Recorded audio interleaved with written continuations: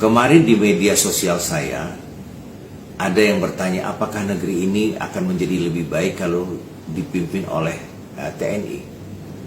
Saya ingin mengatakan begini, siapapun yang menjadi pimpinan di negeri ini, baik itu TNI, Polri, para cendekiawan, para rohaniawan, Indonesia tidak akan menjadi lebih baik.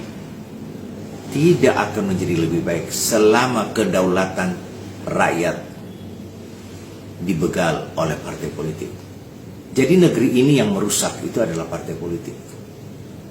Partai politik menjelma menjadi kerajaan-kerajaan orang-orang tertentu. Dan mereka memperdagangkan kedaulatan rakyat di tingkat elit itu.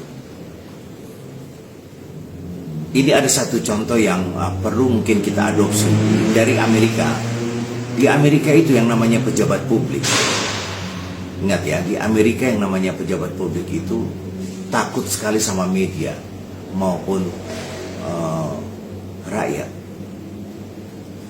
Karena rakyat diberikan ruang dalam undang-undang di negeri itu, mempunyai hak untuk merecall seorang pejabat publik yang melakukan kesalahan. Di Indonesia yang berhak melakukan recall itu adalah partai politik, ketua umum partai. Jadi sekalipun pejabat itu sudah ketahuan salah dan bejat atau mencuri atau korupsi, belum tentu dia akan direcall oleh pimpinan partai selama mereka tahu sama tahu. Kalau di Amerika, begitu Anda melakukan sebuah kesalahan, rakyat punya mekanisme yang disediakan oleh semacam KPU-nya yang ada di sana.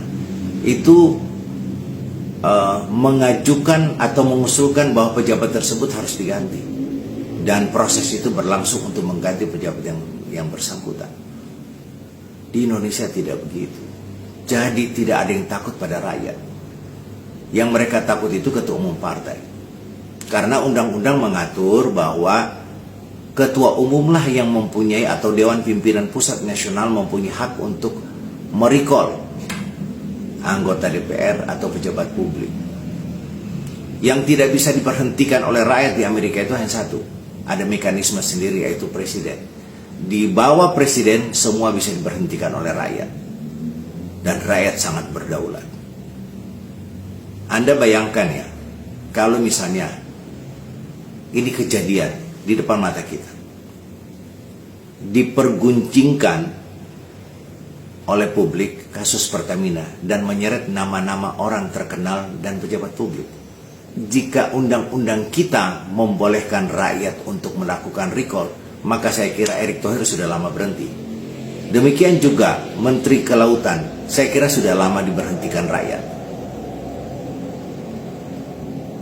Tentu ada mekanisme melalui diminta kepada presiden untuk memberhentikan. Tapi kalau presiden tidak memberhentikan, maka presiden bisa diimpeach oleh parlemen. Jadi saya kira kedaulatan rakyat harus dikembalikan kepada rakyat. Rakyat harus berdaulat. Hari ini rakyat tidak punya kedaulatan. Setelah pemilu, suara rakyat dibegal, kemudian suara rakyat ini mereka perdagangkan atas nama koalisi. Siapa yang menikmati semua perdagangan kedaulatan ini? Ya para elit.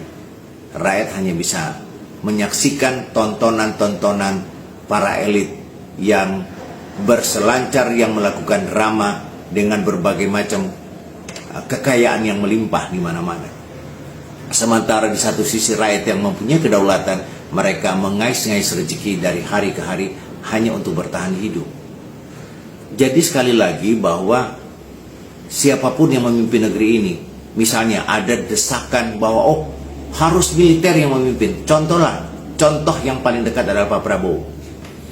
Jika Presiden Prabowo tidak berhasil untuk melakukan revisi undang-undang kepartaian, undang-undang partai politik, maka saya yakin Pak Prabowo juga akan disandra, Pak Prabowo juga akan tersandra, dan Pak Prabowo tidak bisa memperbaiki negeri ini menuju Indonesia lebih baik. Ini persoalannya adalah persoalan mendasar kita adalah dengan hak rakyat yang dibegal oleh partai politik. Jadi percuma buat kita melakukan dikotomi antara militer dan sipil. Bukan itu persoalan yang mendasar. Itu ada isu lain yang dimana ada kekhawatiran kelompok-kelompok masyarakat sipil jika akan terjadi militerisasi di negeri ini. Tapi ini ada hal yang lebih mendasar. Bisa saja nggak terjadi. Partai-partai politik ini akan semakin kuat posisi mereka jika mendapatkan dukungan dari militer, dan ini sangat berbahaya. Sangat berbahaya. Partai-partai politik kemudian mereka berselingkuh dengan TNI, dengan militer, maka kekuatan mereka semakin besar dan hanya menunggu waktu kapan negeri ini di tengah kerapuhan runtuh di tangan rakyat. Sekali lagi yang mau saya ingatkan bahwa undang-undang partai politik segera direvisi. Partai politik menjelma menjadi milik keluarga-keluarga tertentu. Partai politik sudah menjadi sumber pendapatan keluarga atau orang-orang tertentu. Ini harus kita hentikan. Dan saya kira Pak Prabowo bisa melakukan ini. Jika ada perlawanan dari partai politik, menurut saya Pak Prabowo bisa melakukan konsolidasi untuk menggerakkan rakyat bersama militer atau bersama TNI untuk memperbaiki negeri ini dari undang-undang kepartaian, undang-undang politik yang telah merusak tatanan demokrasi di negeri ini. Salam.